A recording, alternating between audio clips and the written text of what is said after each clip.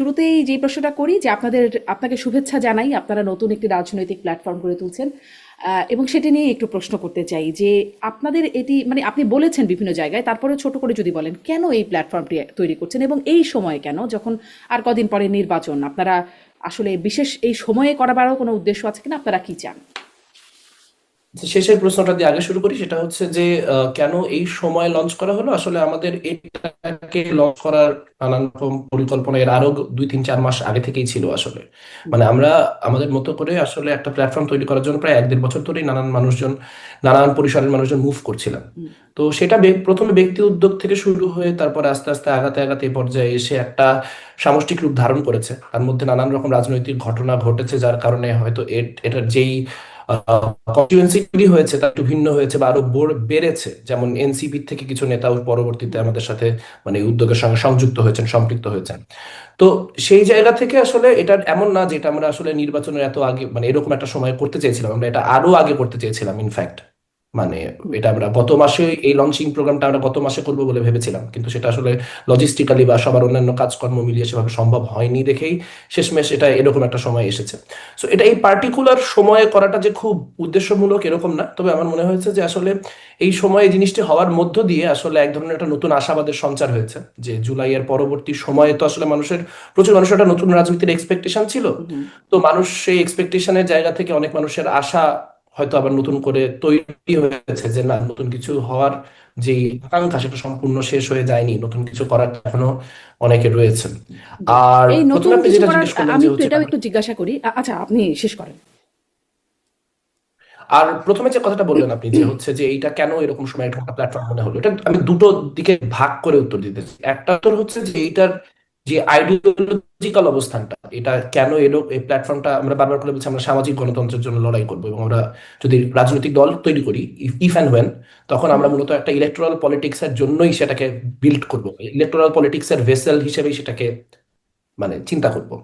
তো সেই জায়গা থেকে সামাজিক গণতন্ত্রের কথা বলা এই জায়গা থেকে যে ধরেন বাংলাদেশে অনেক বামপন্থী রাজনৈতিক দল আছেন। সেই বামপন্থী রাজনৈতিক দলদের প্রায় অধিকাংশই এক ধরনের একটা কমিউনিস্ট আইডিওলজিক্যাল জায়গা থেকে তাদের যেই দার্শনিক ফ্রেমওয়ার্ক সেটা তৈরি। তো ধরেন ব্যক্তিগতভাবে আমি নিজেও সেই দার্শনিক ফ্রেমওয়ার্কেরই লোক, কিন্তু আমি যখন একটা রাজনৈতিক প্রজেক্ট বিল্ড করার চেষ্টা করছি, তখন তো আসলে আমার এই নির্বাচনী রাজনীতি নির্বাচনী বুর্জোয়া গণতন্ত্রের অংশ হই। তাহলে তো আমার মানে পুঁজিবাদের কাঠামের মধ্যে থেকেই মানুষজনকে সলিউশন অফার করতে হবে যদি আমি সেটা করতে চাই, যে আমি নির্বাচনী গণতন্ত্রেরই অংশ হব। তো বাংলাদেশে যেই লেফট পলিটিক্স আছে তা প্রাইমারিলি হচ্ছে রেভলিউশনারি পলিটিক্স, যে তারা একটা বিপ্লব করবে, সেই বিপ্লবের পরে অনেক কিছু অটোমেটিক্যালি ভালো অবস্থায় চলে যাবে এবং তখন মানুষের জনজীবনের পরিবর্তন ঘটবে। মিনওয়াইল তারা যা যা করে, তারা বলে যে তারা এগুলো শ্রেণী চেতনা বৃদ্ধির লক্ষ্যে বা অন্যান্য নানান কাজে করে।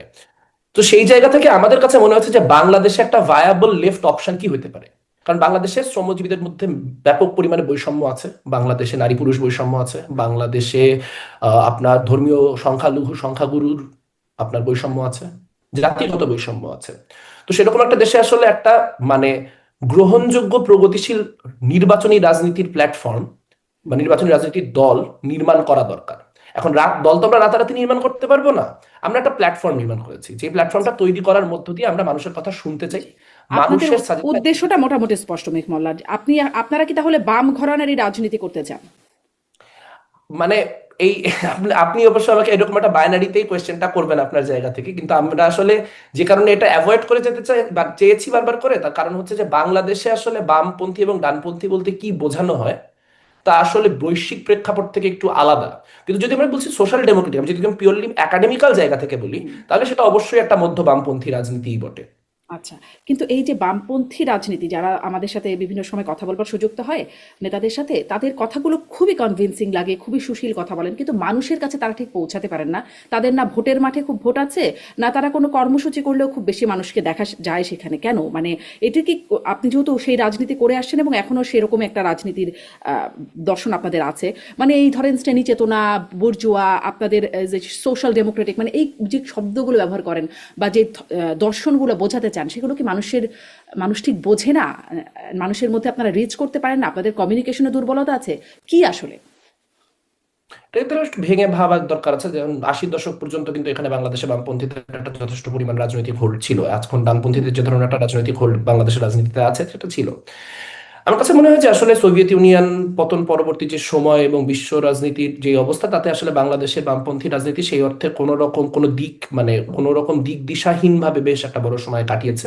আর তার বাইরে আপনি যেটা বললেন যে দেখেন আসলে দার্শনিক যেই তত্ত্ব সেগুলো তো আসলে এড়িয়ে যাওয়ারও কোনো বিষয় নেই, কারণ বিপ্লবী হওয়ার বা যে কোনো ধরনের বড় পরিবর্তনকামী হওয়ার একটা প্রধান শর্তই হচ্ছে যে আপনার এগুলো নিয়ে পড়াশোনা চিন্তা ভাবনা করতে থাকতে হবে।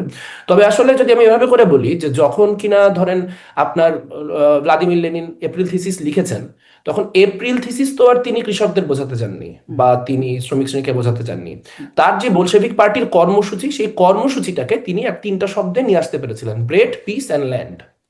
তো যে শ্রেণী চেতনা বোঝে না, যে হচ্ছে আপনার বুর্জোয়া রাষ্ট্র কাঠামোর কি সাম্রাজ্যবাদ কিভাবে পুঁজিবাদের সর্বোচ্চ স্তরে এগুলা বোঝে না, সেও কিন্তু ব্রেড বোঝে, পিস বোঝে, ল্যান্ড হুম, বোঝে। হুম, যে ওই যে মানে মানে আমাদের বাংলাদেশের কমিউনিস্ট পার্টিও বলে যে রুটি রুটি রুটি রুজি ভাত কাজ। তো আমার মনে হয় যে আসলে মুশকিলটা হচ্ছে কর্মসূচির অভাব। মানে আমরা রাষ্ট্র ক্ষমতায় গেলে কি করব, এই বুর্জোয়া গণতন্ত্র অক্ষত অবস্থাতে আমরা যদি ভোটের মধ্যে জিতে যাইতে পারি, তাহলে আমরা জনগণকে কি করব, জনগণকে কি দিব, সলিউশনটা কি? এই যে কর্মসূচি, আমার কাছে মনে হয় এখানে কর্মসূচির একটা ল্যাকিং আছে, আমি যদি বাংলাদেশের বামপন্থী রাজনীতির ক্ষেত্রে বলি। এবং কর্মসূচির যে ল্যাকিংটা না, এটা ইনসিডেন্টাল না, এটা কাঠামোগত কারণেই হবে। আমি আগের বার বলেছি, তাও যদি আমি একটু ভেঙে বলতে পারি, সেটা হচ্ছে যে ধরেন আপনি একটা বিপ্লব চান, আপনি চান যে এখানে একটা শ্রেণী কাঠামোর একটা সম্পূর্ণ পতন ঘটে একটা নতুন ধরনের শ্রেণী সম্পর্ক তৈরি হোক, এবং সেটা ভায়োলেন্টলি হোক, নন ভায়োলেন্টলি হোক, যেভাবে হোক না কেন একটা অভ্যুত্থানের মধ্যে দিয়ে হোক। হুম। তারপরে আপনি সমাজ পুনর্গঠন করবেন, ফাইন। কিন্তু এইটা না ঘটা পর্যন্ত তাহলে রাজনীতির কাজটা কি? আমি যদি কালকে আমি যে ভোট চাইতে যাচ্ছি, আমি আমার তো কালকে আমি যদি ভোটে জিতেও যাই, তাহলে তো আমার এই পুঁজিবাদী কাঠামোর এই সংবিধানের মধ্যে থেকে অপারেট করতে হবে। তাহলে সেই অপারেশনটা আমি কিভাবে করব, আমি কি করলে মার্জিনালি আমার মানুষের জীবন মানটা ভালো হবে? যেমন আমি যদি একটা উদাহরণ দিই, আপনি যে দেশে আছেন, জোহরান হুম, মামদানিকে নিয়ে মাঝখানে বাংলাদেশে অনেক আলোচনা হয়েছে। তো জোহরান মামদানি যা করছেন তা কিন্তু আসলে এমন কোনো মানে শ্রেণী সম্পর্ককে অল্টার করে ফেলছেন এমন না। তিনি নিউ ইয়র্কের যেই করের হার, সেটাকে নিউ জার্সির করের হারের সমান করছেন। কিন্তু সেটার মধ্য দিয়ে তিনি যাচ্ছেন এমন একটা মানে একদম ফান্ডামেন্টাল জীবনমান বদলাই দিতে পারে এমন একটা জিনিস, যে আপনি ওইখানকার যেই ট্রান্সপোর্টেশন সার্ভিস, সেই ট্রান্সপোর্টেশন সার্ভিস ফ্রি করে দিলেন, বা আপনি সেখানে ইউনিভার্সাল মানে আপনার জি, চাইল্ড কেয়ারের ব্যবস্থা করলেন। বুঝছি সো মেহবুবুর রহমান আমাদের বসু। এখানে মানে যদি ধরেন আসলে আপনি যে বলছেন যে আলোচনাগুলো অনেক বেশি, আমি যদি একটু শেষ করতে পারি পয়েন্টটা, যে আচ্ছা, আমরা আমরা যেখানে ডিফারেন্ট হব বা হতে চাই, সেটা হচ্ছে আমি যখন মানুষের কাছে যাব, আমি তার বাড়ি ভাড়া নিয়ে কথা বলবো, আমি কেন তার গ্যাসের এই অবস্থা এটা নিয়ে কথা বলবো, আমি জিততে পারলে কেন সেগুলো ডিফারেন্ট হবে এই কাঠামোর মধ্যেই, সেই আলোচনাটা তার সাথে করব। আর একটা জিনিস হচ্ছে ভাষা। ভাষা যেমন, ভাষা তো আপনি বলবেন আমি শুনবো, আমি বলবো আপনি শুনবেন, তার মধ্য দিয়ে ভাষা। তো আমরা যদি আসলে জনগণের কাছ থেকে ক্রমাগত শুনতে পারি, তাহলে ওই একই বৈষম্যের কথাগুলো তারা কোন ভাষায় বলেন সেটাও আমাদের বোঝাপড়া তৈরি হবে। তার মধ্য দিয়ে আমাদের যেই ভাষা, ভাষাগত জায়গাটা, সেটা আশা করি ট্রেডিশনাল বামপন্থীদের থেকে একটু ডিফারেন্ট হবে। তবে এখানে একটা হুম, কথা ছোট্ট বলে রাখা দরকার, যে তাদের প্রতি কিন্তু আমাদের কোনো অশ্রদ্ধা নেই। হুম। এমন না যে তাদের মানে তাদের যে ত্যাগ তিতিক্ষা সংগ্রাম, সে সবটাকে আমরা সম্মান করি। কিন্তু আমরা একটা নতুন প্রজন্ম, আমাদের কাছে আমাদের এই বৈশ্বিক বোঝাপড়া আমাদের কাছে মনে হচ্ছে যে আমাদের নতুন উদ্যমে কিছু একটা করা উচিত। নিশ্চয়ই মানে ভাষা তো আসলে আমি এটাই জিজ্ঞাসা করছিলাম যে কমিউনিকেশনে কোনো গ্যাপ থাকে কিনা, আপনাদের কথা বলা ওদের কথা বলা বা বোঝা, সেটা একটা গ্যাপ থাকে কিনা আপনি মোটামুটি বললেন। এই যে আপনি সলিউশনের কথা বলছেন যে আপনি সলিউশনের রাজনীতিটাই করবেন বা মানুষের কাছে সেই বার্তাটা দেবেন। সম্প্রতি দেশে ফিরেই তারেক রহমান, বিএনপির বর্তমান চেয়ারপারসন, তিনি বলেছেন আই হ্যাভ আ প্ল্যান, এবং তার প্ল্যানের মধ্যে অনেক কিছু আছে, মানে সেই সলিউশনগুলো আছে। আপনার কাছে মানে সেটিকে কেমন মনে হয়, তিনি সলিউশন নিয়ে আসলেন নাকি? 31 দফার যে পরিকল্পনা, সেটা অনেক ক্ষেত্রে অনেক মানে তার অনেকগুলো ভালো ভালো দিক আছে। ফ্যামিলি কার্ডের মতো বিষয়গুলি বা নানান রকম ওয়েলফেয়ার প্রোগ্রাম আছে, যেগুলো বাংলাদেশের মতো দরিদ্র দেশে অত্যন্ত প্রয়োজনীয়। তবে আসলে এটা নানান রকম কাঠামোগত সীমাবদ্ধতা রয়েছে, এবং এই কাঠামোগত সীমাবদ্ধতার একটা বড় কারণ হচ্ছে যে পলিটিক্যাল পার্টিটা শেষমেশ বড় বিজনেসের ফান্ডিং এই চলে। তো বড় বিজনেসম্যানদের এক ধরনের ইনফ্লুয়েন্স সেখানে থাকে। আপনাদের তো সেই ফান্ডিং জায়গা আছে? থেকে আপনাদের কোনো ফান্ডিং আছে? না, আমাদের এখন পর্যন্ত ইনফ্যাক্ট এমন কোনো মানে পাবলিক ফান্ডিং এর বাদে কোনো ফান্ডিং নেই আমাদের। মানে যারা দীর্ঘদিন এই ধরনের রাজনীতি পক্ষে কথা বলেছেন বা এরকম একটা রাজনীতি দেখতে চেয়েছেন, তাদের অনেকে আমাদের ব্যক্তিগত শুভানুধ্যায়ী, তাদেরকেই বলা হয়েছে। এবং তারা তাদের মতো করে খুবই পাবলিক মানে একেবারে 2, 4, 5 হাজার 10 হাজার টাকার ফান্ডিং যেগুলো, সেগুলো আছে। তবে আমরা আসলে আমাদের ফান্ডিংটা পাবলিক ফান্ডিং এ করতে চাই, মানে কোনো বড় কর্পোরেশনের টাকা নিয়ে রাজনীতি করবো না। বড় কর্পোরেশনের আচ্ছা, টাকা নিয়ে রাজনীতি করলে বড় কর্পোরেশনকে শেষমেশ সার্ভিস দিতেই হয়। আপনি বলছিলেন যে গণ আর যেটা অভ্যুত্থান বা বলছেন বিপ্লবের অনেকগুলো পরে। ভালো জিনিস রয়েছে, কিন্তু অনেকগুলো সীমাবদ্ধতাও, কাঠামোগত সীমাবদ্ধতাও রয়েছে। তবে এটা ভালো যে তুমি এখানে একটা পলিসি অফার করছেন, অন্তত পক্ষে আলোচনাটা পলিসি নিয়ে হচ্ছে। না হলে আসলে মানে শুধুমাত্র ওই রকম বড় বড় কথাগুলো আর কি, যে আমরা আসলে দেশে ইসলাম প্রতিষ্ঠা হবে বা অমুক প্রতিষ্ঠা হবে। এইটা আসলে রাজনীতির ভাষা হলে তখন রাজনীতি ওই ঘুরে ফিরে কাদা পাকিগুলার মধ্যে যাই পড়বে। এটা ভালো যে উনি একটা পলিসির একটা গোটা পলিসি প্ল্যাটফর্ম দিয়েছেন। তবে এটাও জানুক যে পলিসি আলোচনা হচ্ছে না, আলোচনা ঘুরে ফিরে ওই ব্যক্তিকেন্দ্রিক কাল্ট এবং সেই জিনিসপত্র নিয়েই হচ্ছে। একটা পলিসি প্ল্যাটফর্মে আপনি ইতিবাচক দেখছেন, কিন্তু আমরা তো শুনেছিলাম আপনি বলছেন গণ অভ্যুত্থান বা বিপ্লবের পরে সব কিছু একটা নতুনভাবে করার সুযোগ থাকে, একটু আগেও যে কথাগুলো যদি সামারি করি, কিন্তু এই যে একটা অভ্যুত্থান হয়ে গেল, তারপরে তো শুনেছিলাম আমরা নতুন বন্দোবস্ত হবে, সেটি হলো না কেন? কারণ আসলে নতুন বন্দোবস্ত করার কোন রকম প্রকল্প তো ছিল না। নতুন বন্দোবস্ত মানে তো শুধুমাত্র আওয়ামী লীগ না, নতুন বন্দোবস্ত মানে sorry, নতুন বন্দোবস্ত বলছি, পুরাতন বন্দোবস্ত মানে তো শুধু আওয়ামী লীগ না, পুরাতন বন্দোবস্ত মানে আওয়ামী লীগ, পুরাতন বন্দোবস্ত মানে বিএনপি, পুরাতন বন্দোবস্ত মানে জামাত, সবটাই পুরাতন বন্দোবস্তের অংশ, যারা পূর্ববর্তী সময় নানানভাবে ক্ষমতার স্টেক হোল্ডার ছিলেন। কিন্তু মুশকিলটা হচ্ছে যে আসলে যখন আপনি অভ্যুত্থানটা হলো, অভ্যুত্থানের পরে যারা অভ্যুত্থানের নেতৃত্ব স্থানীয় ছিলেন, তাদের হাতে একটা বড় দায়িত্ব ছিল যে তারা আসলে বাংলাদেশটাকে কিভাবে একটা অন্তর্ভুক্তিমূলক জায়গায় রাখতে পারবেন। যে আমি যদি একদম স্ট্রেট ফরওয়ার্ড ভাবে বলি যে 5ই আগস্টের আগে এখানে ধরেন পুরানো যে সামাজিক বর্গগুলা ধরা হতো, যে শাহবাগ একটা বর্গ, শাপলা একটা বর্গ, সেই হুম। শাহবাগ শাপলা বর্গের বাইনারির মধ্যে থেকে কিন্তু আওয়ামী লীগের পতন ঘটে নাই। যেই মুহূর্তে এই বর্গগুলো ডিজলভ করেছে, যেই মুহূর্তে এই এই ধরনের মেরুকরণের মধ্যে আর সমাজ থাকে না, একটা নতুন ধরনের মেরুকরণ তৈরি হয়েছিল আওয়ামী লীগের বিরুদ্ধে একদম অন্তত শেষ কয়েক মাস বা অন্তত পক্ষে বলতে পারে অভ্যুত্থানের সময়টা, সেইটার ফলশ্রুতিতে এখানে একটা বড় মানে স্বৈরতান্ত্রিক শক্তিকে অপসারণ করা গিয়েছে, যেটা জগদ্দল পাথরের মতো দীর্ঘদিন চেপে বসেছিল। তো তার পরবর্তীতে যাদেরকে আমরা নেতা মানলাম, তাদের একটা বড় কাজ ছিল যে এই পুরানো সামাজিক যেই লড়াইগুলো, সেই লড়াইগুলোর জন্য ফিরে না আসে নিশ্চিত করা। সেখানে তারা করলেন কি, তারা হচ্ছে এখানে অতি দক্ষিণপন্থী যে শক্তিগুলি ছিল সেই শক্তিগুলির সাথে এক ধরনের প্রত্যক্ষ পরোক্ষ অ্যালায়েন্স তৈরি করলেন, এবং তাদের প্রত্যেকটি বাড়াবাড়িকে, প্রত্যেকটি বেআইনি কর্মকাণ্ডকে বিপ্লবের যুক্তি দিয়ে জাস্টিফাই করার চেষ্টা করলেন। এবং যেই শক্তিগুলো আওয়ামী লীগের বিপক্ষে অবস্থান করেছিল, তাদের মধ্যে যখনই কোনো প্রগতিশীলতার কারণে তাদেরকে কোনো জায়গা থেকে সরানোর বন্দোবস্ত করা হলো, যেমন আপনারা জানেন যে শিক্ষা যে আপনার যে পাঠ্যপুস্তকের যেই কমিটিটা ছিল, যে কমিটিতে সামিনা লুৎফা সহ মানুষজন ছিলেন, সামিনা লুৎফার একমাত্র অপরাধ ছিল তিনি বলেছিলেন যে এলজিবিটি কেউ আইয়ে যদি হন কেউ, তিনিও মানুষ। মানে কোনো সুস্থ স্বাভাবিক মানুষ এই কথার সাথে মনে হয় না দ্বিমত করতে পারেন যে তিনিও মানুষ। এখন তার বিষয়ে আপনার ওপিনিয়ন ভালো মন্দ নানান কিছু হতে পারে, সেই আলোচনায় আমি যাচ্ছি না, কিন্তু তিনি মানুষ, এটা তো বেসিক কথা। মানে এটা যে কোনো পলিটিক্স এটুকু যে মানতে না পারে সেটা ভিত্তিতে কোনো একটা তার বিরুদ্ধে এক ধরনের একটা উস্কানি তৈরি করে তাকে কমিটি থেকে বের করা হলো, তখন আমরা দেখলাম না যে ইউটিএন এর যে যারা দীর্ঘদিন আসলে অভ্যুত্থানের সময় এই সমন্বয়কারীদের প্রোটেকশনের কাজ করেছেন, তাদের হয়ে ডিফেন্ড করার কোনো ক্যাপাসিটি আমরা সমন্বয়কদের মধ্যে দেখলাম না।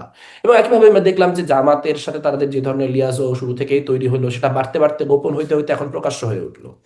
কিন্তু আমরা মোট কথা যদি আমি সামারি করে কিন্তু বলি, আমি তাহলে একটা আসলে ছোট্ট এখানে প্রশ্ন করি দক্ষিণপন্থী যে এটা কি শক্তিগুলি শুরু থেকে, আমি একটু প্রশ্নটা এটা করি, এটা কি গণ অভ্যুত্থানের পরে থেকে জামাতের সাথে এই লিয়াজোটা শুরু হলো, নাকি আগে থেকেই আসলে লিয়াজোটা ছিল?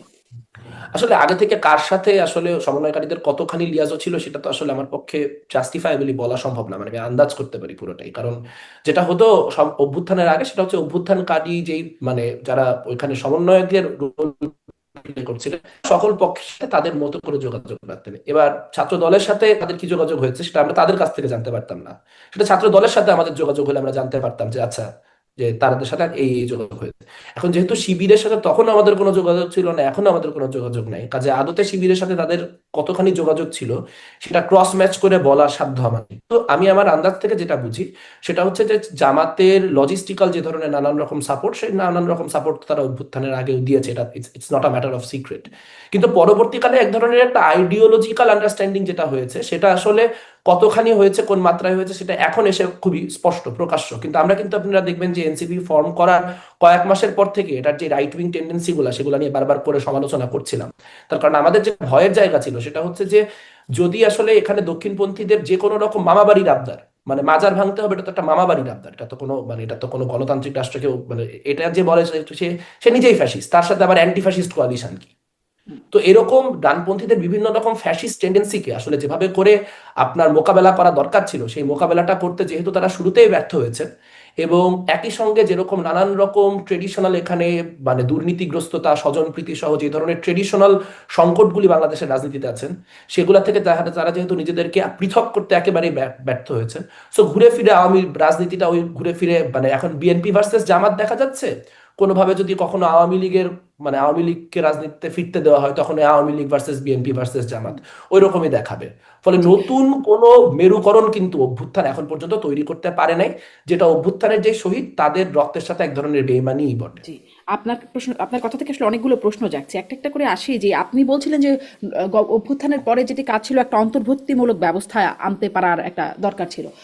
সেই মূলক ব্যবস্থা বলতে আসলে আপনি কি বোঝাচ্ছেন? মানে আসার পরেই আমরা তো দেখলাম প্রথমেই আওয়ামী লীগকে বাদ দেওয়া হলো। এটি কি মানে আপনার ভাষায় যে অন্তর্ভুক্তিমূলক, সেটির ভায়োলেশন ঘটলো নাকি এটাই ঠিক আছে? এখন এটা তো একটা পলিটিক্যাল ক্রাইসিস এই জায়গা থেকে যে আওয়ামী লীগ তো এখনো 24-এর অভ্যুত্থানকে কন্টিনিউয়াসলি সন্ত্রাসী আক্রমণ বলে যাচ্ছে। সো আসলে এটা কোনো অভ্যুত্থান কি এটা অ্যালাউ করে যে আমি যদি কোনো একটা রেজিম, সেই রেজিমটা ফল করতে বাধ্য হলো আমার অ্যাকশনের কারণে, তারপর সে চলে যাওয়ার পরও সে বলতেছে যে আমার অ্যাকশন ইললেজিটিমেট ছিল এবং সে এটাকে জঙ্গি আক্রমণ বা এক ধরনের বিদেশি তৎপরতা ইত্যাদি ইত্যাদি হিসেবে ট্রিট করবে।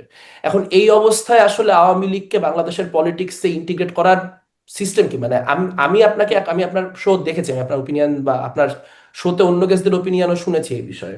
মানে আমি এই জন্য আসলে এটার উত্তর না দিয়ে আমি এটার একটা এই এই কোয়েশ্চেনটা করতে চাই আর কি, যে যদি আমি ধরি যে মানে আমি যদি ধরেন আমি প্রধান উপদেষ্টা, আমি চাচ্ছি যে আওয়ামী লীগ রাজনীতিতে ফিরে আসুক, আওয়ামী লীগ বাংলাদেশের একটা সার্টেন পার্সেন্টেজ মানুষের যেই ভোট বা সার্টেন পার্সেন্টেজ মানুষের এক সাপোর্ট আওয়ামী লীগের আছে।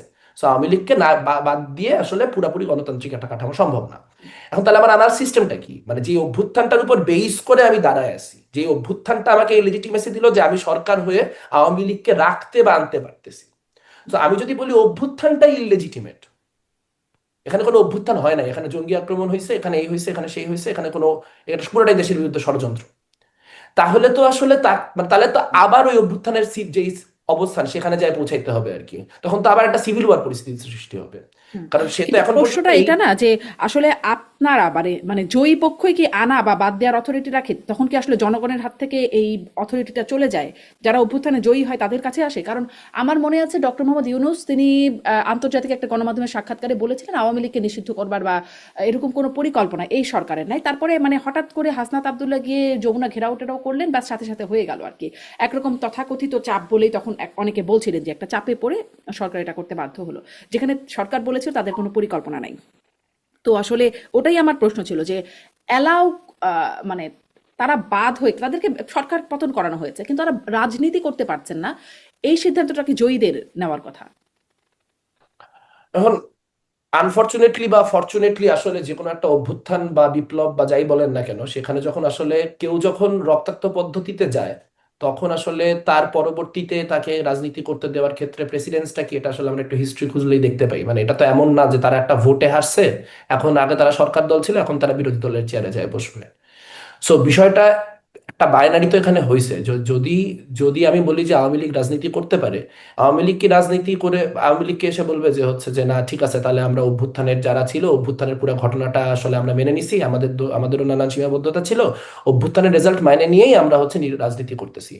মানে এইটার যে কোনো একটা কোন রকম একটা সমঝোতায় আসতে হলে আগে তো যেই পক্ষটা পরাজিত হইলো সে তো এখনো পরাজয়ই স্বীকার করে না। আপনি যে বলতেছেন বিজয়ী পক্ষ এটা করতেছে ওইটা করতেছে, সে তো মনে করতেছে যে সে এখন ওই ওয়ার্ডটাই চলতেছে যে অভ্যুত্থান হয়েছে, অভ্যুত্থানের পরে তারা দিল্লি গেছে, এখনো তাদের লোকজন আছে, তারা ইউনূসকে অবৈধ বলে সরায়, তারা তারা তো কি বলছে যে নৌকায় ভোট না হলে তারা ভোট দিতে যাবে না, মানে তাদের ভোটারদেরকেও তারা বলছে।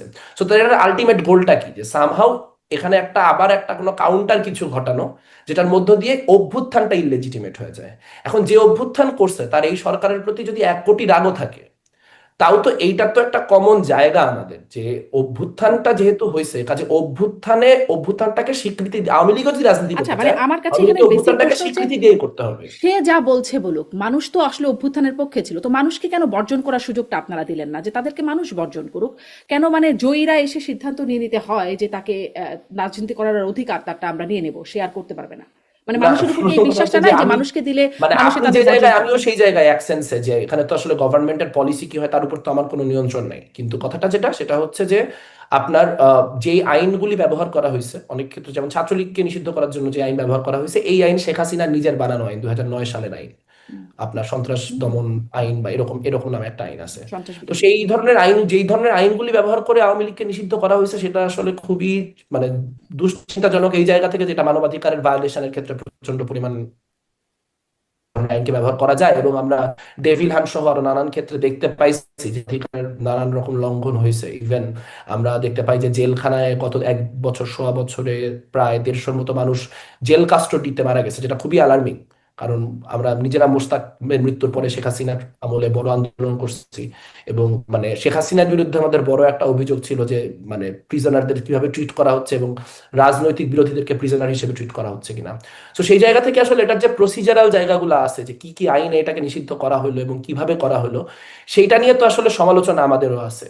কিন্তু আসলে আমরা মানে আমি গড়পড়তা এরকম বলতে পারি না যে আসলে আওয়ামী লীগকে আসলে নির্বাচন করতে দিয়ে দেওয়া উচিত ছিল। আওয়ামী লীগকে নির্বাচন করতে দিলে এখানে নির্বাচন হতো না, এখানে একটা সিভিল ওয়ার হতো। এটা এটা আসলে বাংলাদেশের রাজনীতি সম্পর্কে যাদের ধারণা আছে তাদের এটা এই ব্যাপারে মানে ক্ল্যারিটি থাকার কথা, যে এখন আওয়ামী লীগ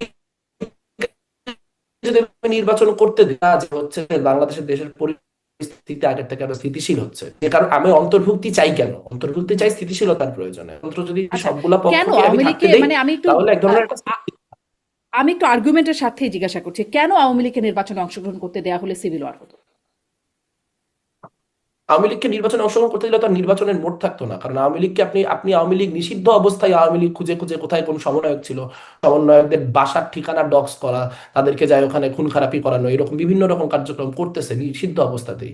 সে লেজিটিমেসি পাওয়ার পরে প্রথমত যে কাজটা করতো সেটা হচ্ছে চোখের যত প্রতীক এবং 24 কেন্দ্রিক যত কিছু, তার বিরুদ্ধে এক ধরনের ওয়ার ঘোষণা করতো। তো তখন হওয়ার পরে তখন আপনার ওই বেসিকলি ওই আপনি মানে আপনার মানে আগস্ট 5-এর আগের যে 10-15-20 দিনের সিচুয়েশন, সেই সিচুয়েশনে আমাদের ফিরতে হতো। এই মুহূর্তে তাদের কোনো আচ্ছা, লেজিটিমেসি নাই তাহলে দেখে কি তারা অনেক কাজ আওয়ামী করতে লীগের পারে। এত শক্তি, মানে এখন তো প্রশাসন আর আওয়ামী লীগের হাতে না, যেটা আগে ছিল, অভ্যুত্থানের আগে যেটা ছিল, সবকিছু প্রশাসন থেকে সবকিছু আওয়ামী লীগের মানে নিয়ন্ত্রণে ছিল, এখন তো ঠিক সেরকম না। তারপরেও আওয়ামী লীগের শুধুমাত্র আওয়ামী লীগের এত শক্তি যে ধরেন প্রশাসন, আদালত আছে, সরকার আছে, এই দলগুলো এখন আপনারা এত সক্রিয় আছেন, তারপরেও আওয়ামী লীগ এসে সবকিছু তাদের কন্ট্রোলে নিয়ে নিত। না, কন্ট্রোলে নিয়ে নেবে তো বলি নাই, কিন্তু তাহলে তো আরেকটা যুদ্ধ পরিস্থিতি তৈরি হবে। মানে আপনি মানে আমি বলতেছি মানে কন্ট্রোলে নিয়ে নেওয়া তো সেটার পরিণতি যদি যে সফল হয়। কিন্তু আমি বলতেছি যে সে লেজিটিমেট হওয়ার সাথে সাথে যে পলিটিক্সটা শুরু হবে সেটা আবার ওই যুদ্ধাবস্থার রাজনীতিতেই ফিরে যাবে। এখন আওয়ামী লীগের শক্তি তো আছে, কিন্তু আওয়ামী লীগের শক্তি আছে, যেমন ধরেন হিজবুত তাহরীরের অনেক শক্তি আছে। বা মানে কিন্তু সেই শক্তিটা মানে সেটাকে যাতে মানে এভাবে ফ্রেম না করি যে আসলে এইটা মানে পিপলস ম্যান্ডেট, বা সেই জায়গা থেকে তাদের অনেক শক্তি। তাদের শক্তিমত্তার একটা বড় জায়গা হচ্ছে দেশের অনেক মানুষ ওরিয়েন্টেড হয়ে গেছে। একটা সময় আওয়ামী লীগ আসতেছে, আওয়ামী লীগ মাঠে নামতেছে, এইটা বলার সাথে সাথে লাখ লাখ লোক রাস্তায় নেমে পড়তে প্রস্তুত ছিল। কিন্তু ওই মানে বারবার রাখাল বালকের গল্প শোনাইতে শোনাইতে, ঠিক আওয়ামী লীগের আমলে জামাত নিয়ে যাওয়া হয়েছিল, যে বারবার আপনার আপনার কি বলে বাঘের গল্প শোনাইতে শোনাইতে যে নেকড়ে পড়লো। হুম। ওই রাখাল বালকের নেকড়ে নেকড়ে আসতেছে, নেকড়ে আসতেছে করতে করতে এখন এমন একটা অবস্থা হয়েছে যে যদি নেকড়ে আসে আদৌ মানুষজনের ওই এনার্জি আছে কিনা মানুষ আর জানে না। কারণ এতবার নেকড়ের কথা বলা হয়েছে যে নেকড়ে আসতেছে, নেকড়ে আসতেছে, মানুষজন বারবার করে সেটাতে এনার্জি ইনভেস্ট করতে করতে। এবং যেহেতু আসলে সত্যি কথা বলতে কি, যে ইন্টারিম গভর্নমেন্ট আওয়ামী লীগের থেকে খুব বেটার কোনো কিছু করে নাই মানুষের জন্য। So মানুষের এই ইন্টারিম গভর্নমেন্টকে আওয়ামী লীগের এগেনস্টে ডিফেন্ড ইনসেন্টিভ টাইপের একটা সরকারের ভাইব নিয়ে ছিল সবাই একরকম। আমি তো বিরোধী পক্ষ, আমিও বাইরের দেশের ইন্টারভিউতে যাই সরকারকে ডিফেন্ড করে মানে সরকার হওয়ার আগে অভ্যুত্থানকে ডিফেন্ড করে আসছি। সো সেই যে অভ্যুত্থানের শক্তিটা ছিল, সেই অভ্যুত্থানের শক্তিটা তো এখন নাই। এই মুহূর্তে যদি আওয়ামী লীগ আসে বা আওয়ামী লীগ আসলে এটা তো লিগালিটির ইয়েতে ঠেকবে না, যদি হচ্ছে আসলে পলিটিক্যাল উইল তৈরি হয় সেই মাত্রায়, তখন তখন আওয়ামী লীগকে স্পেস সরকারের হোক বা তখন যারা সরকার হোক তাদের দিতেই হবে। কিন্তু আমি বলতেছি যদি আপনি এই মুহূর্তে নির্বাচনে অংশগ্রহণের প্রশ্নে বলেন, আমি জানি না আপনি আমাকে প্রেসিডেন্স দেখাইতে পারেন যে কোথায় অভ্যুত্থানের ঠিক পরবর্তী নির্বাচনে অভ্যুত্থানে যারা রক্তাক্তভাবে পতিত হইলো তাদেরকে ঠিক এক্সাক্ট তার 1.5 বছরের পরের ইলেকশনে জায়গা দেওয়া হয়েছে। প্রেসিডেন্স থাকতে পারে, আমি রেটোরিক্যাল প্রশ্ন করি নাই, হুম। মানে আমার আচ্ছা, জানা নেই এরকম কোনো জি ইয়ে। জি, ঠিক আছে, আমি আপনার অবস্থানটা স্পষ্ট হলাম। এবার একটু আসি, আপনি যে নতুন বন্দোবস্তের কথা, আমরা দেখলাম মাহফুজ আলম, যিনি এই গণ অভ্যুত্থানের মাস্টার মাইন্ড খ্যাত, তিনিও সম্প্রতি বেশ ব্যর্থতার বিষয়টা স্বীকার করছেন যে নতুন বন্দোবস্ত করা যায় না, হ্যানকারিঙ্গা ত্যানকারিঙ্গা অনেক বলা হয়েছে, কিন্তু আসলে কাজের কাজ করা হয় না, মানুষের আস্থাহীনতা, মানুষের হতাশা তিনি দেখতে পাচ্ছেন।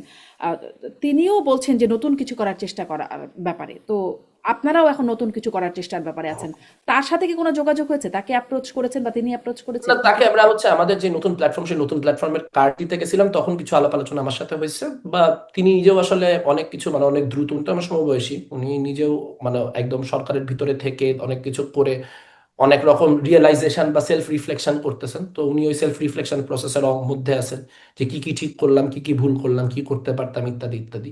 সো সেই সেলফ রিফ্লেকশনের জায়গা থেকে উনি হয়তো উনার মতো করে সামনের দিনে উনার যেই মানে উনার যেই নিজস্ব কানেকশনস বা নেটওয়ার্ক বা যেসব মানুষজন উনার ইনফ্লুয়েন্স আছে, উনি তো একজন নেতাও হয়েছেন গত 1 বছরে, যে প্রচুর মানুষজন উনার কথা শোনেন বা উনার অনুযায়ী কাজ করতে চান। তো তাদেরকে নিয়ে নিশ্চয়ই তিনি সামনের দিনে কোনো কিছু করবেন। তিনি কোনো কিছু করলে তার জন্য অবশ্যই শুভ কামনা। কিন্তু মানে উনি উনার জায়গা থেকে এগুলি করছেন আর কি। মানে আমাদের সাথে এটার কোনো অ্যাজ সাচ কোনো কানেকশন নাই বা কোনো ধরনের স্পষ্ট। আন্ডারস্ট্যান্ডিং যে আছে এমনও না জি, বিষয়। স্পষ্ট। এই যে নতুন বন্দোবস্তের কথা অভ্যুত্থানের পরপর আমরা সামনের দিকে। হ্যাঁ, মেঘমালার একটু কানেকশনের সমস্যা হচ্ছে, হ্যাঁ। ফলে আপনার মানে ছবিটাও ফ্রিজ হয়ে গেছে। হ্যাঁ, হ্যাঁ, আমি শুনতে পাচ্ছি। আপনি শুনতে পাচ্ছেন? আপনার ছবিও ফ্রিজ দেখাচ্ছিল আর কি। আচ্ছা, হ্যাঁ, আচ্ছা আমি আচ্ছা, এখন শুনতে পাচ্ছি। আপনি শুনতে পাচ্ছেন? আচ্ছা, আমরা কন্টিনিউ করি। হ্যাঁ, এখন আবার আপনাকে পাচ্ছি যে যেটি নতুন বন্দোবস্ত, যেটি অভ্যুত্থানের পরপর খুবই পপুলার। আপনারও একটা ইন্টারভিউয়ের মধ্যে আমি শুনছিলাম মেঘমালা, যে আপনি বলছেন যে আহ, নতুন বন্দোবস্ত খুবই পপুলার কিন্তু পুরনো বন্দোবস্তটা কনভেনিয়েন্ট। ফলে মোটামুটি বুঝলাম যেটি যে কনভেনিয়েন্ট পথেই সবাই বেছে নিচ্ছে। আহ, আপনারা বলছেন সেই নতুন বন্দোবস্তের সেই ধারণাটা ফেল করেছে, যেটা মানে মাহফুজ আলমও বলছিলেন বলে আমি জিজ্ঞাসা করছিলাম। তো এখন আপনি বলছেন যে সত্যিকারের নতুন বন্দোবস্তের দিকে হাঁটতে হবে বা যেতে হবে, সেটি আপনি বলছিলেন। এই যে ধরেন আগে শুনলাম নতুন বন্দোবস্ত, এখন শুনছি সত্যিকারের নতুন বন্দোবস্ত। এরপরে যদি কেউ আরো এসে বলতে চায়, সে কি বলবে তখন? মানে নতুন বন্দোবস্ত মানে ধরেন কি কসম নতুন বন্দোবস্ত বা একদম আহ, দিব্যি নতুন বন্দোবস্ত, এরকম কিছু বলবে? না, এখানে মুশকিলটা হচ্ছে কি, আমরা কিন্তু নতুন বন্দোবস্ত শব্দটাই বলুন বা বাংলাদেশ পন্থাই বলুন, এই শব্দগুলো কিন্তু আমরা ব্যবহার করছি না আমাদের প্ল্যাটফর্ম থেকে। এটা হচ্ছে যে বারবার মানে মিডিয়া এই লেক্সিকনে এত অভ্যস্ত হয়ে গেছে যে মিডিয়া বারবার করে এই ফ্রেমে আমাদেরকে প্রশ্নটা করে। মানে আপনি যদি এই ইন্টারভিউতে নতুন বন্দোবস্ত শব্দটা ইন্ট্রোডিউস না করতেন, আমার আলোচনায় একবারও নতুন বন্দোবস্ত শব্দটা আসতো না। কারণ এই কথাটা হচ্ছে ধরেন মানে এটা মানে নতুন বন্দোবস্ত বলার কিছু নাই আর কি। একটা বন্দোবস্ত নতুন হলে বা কেউ নতুন কিছু অফার করলে এটা মানুষ নিজে থেকেই বুঝে যে আচ্ছা এটা নতুন। এই কথাটা আগে কেউ বলে না, এই কথাটা নতুন ভাবে কেউ বলতেছে, বা এটা আসলে রাষ্ট্র এতদিন যেভাবে চলছে তার থেকে আলাদা কিছু। কিন্তু আসলে নতুন বন্দোবস্ত কথাটা একটু ফাঁকা শব্দ। কারণ ধরেন আমি যদি বাংলাদেশের ব্যবস্থা থেকে আপনার কিউবার ব্যবস্থার দিকে যাই, সেটাও একটা নতুন বন্দোবস্ত। আবার আমি যদি বাংলাদেশের ব্যবস্থা থেকে আপনার সাউথ কোরিয়ার ব্যবস্থার দিকে যাই, সেটাও একটা নতুন বন্দোবস্ত। আবার যদি আফগানিস্তানের ব্যবস্থার দিকে যাই, সেটাও একটা নতুন বন্দোবস্ত। তো এখন ধরেন যিনি আফগানিস্তানের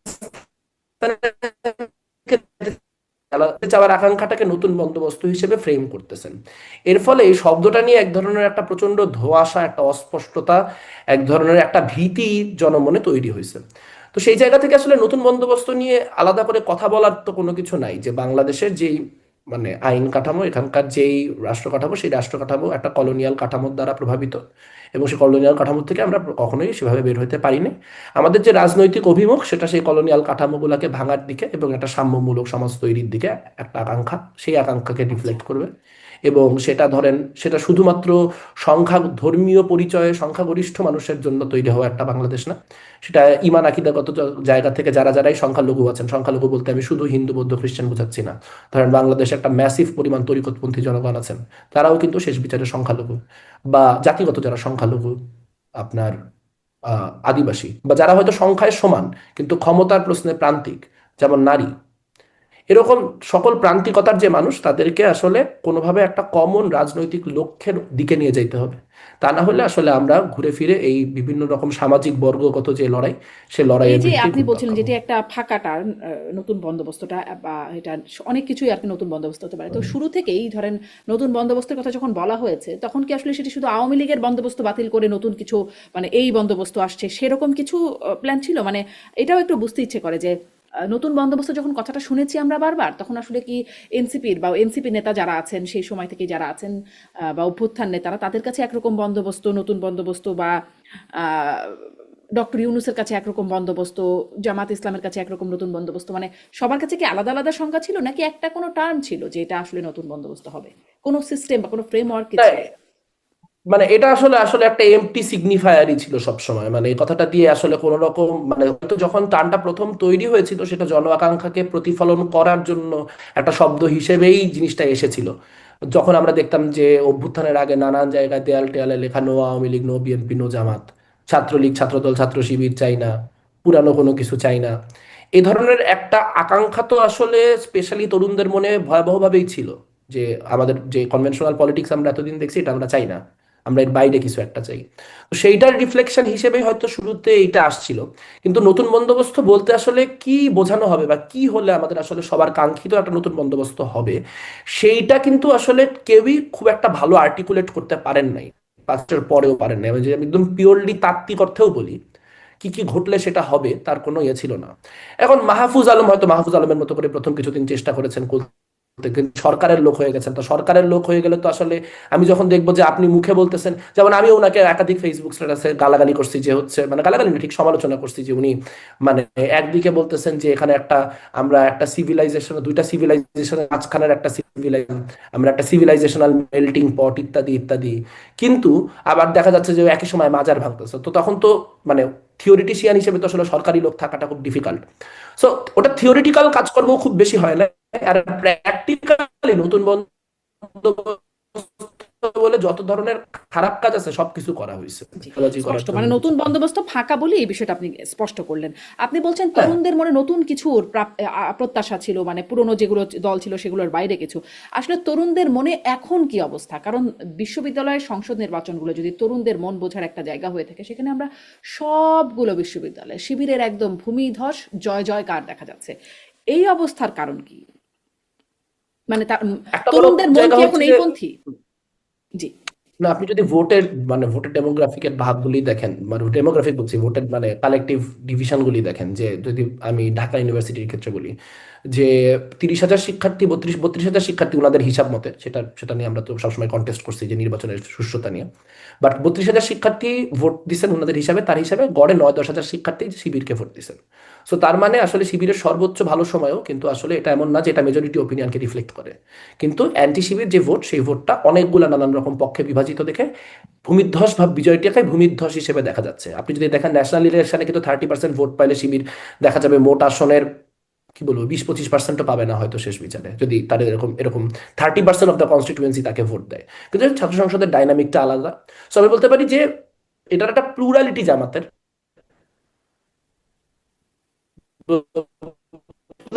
প্লুরালিটি শিবির পেয়েছে, কিন্তু সেই পাওয়াটা কি কি ইন্ডিকেট করে, একটা ইন্ডিকেট করে হচ্ছে যে অ্যাপলিটিক্যাল সময়ে বিভিন্ন রকম অ্যাপলিটিক্যাল নেটওয়ার্কের মধ্যে পলিটিক্যাল ইনফিল্ট্রেশন খুবই কার্যকর একটা পদ্ধতি। এখন সেটা আপনার রক্তের গ্রুপ মানে রক্তদানের গ্রুপগুলা হোক, সেটা সাংবাদিক সমিতি হোক, সেটা বিতর্ক সংগঠন হোক, সেগুলিতে শক্ত ধরনের ইনফিল্ট্রেশন থাকলে সেটাই ছাত্র সংসদ নির্বাচনগুলিতে মানুষকে বুঝতে সাহায্য করে।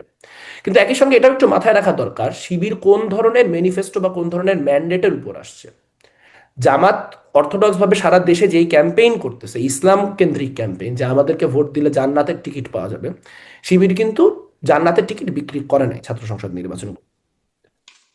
তাকেও কিন্তু ঘুরে ফিরে একটা অন্তর্ভুক্তিমূলক ক্যাম্পেইনের আলাপই করতে হয়েছে, ইউনিটি ইন ডাইভার্সিটির কথাই বলতে হয়েছে।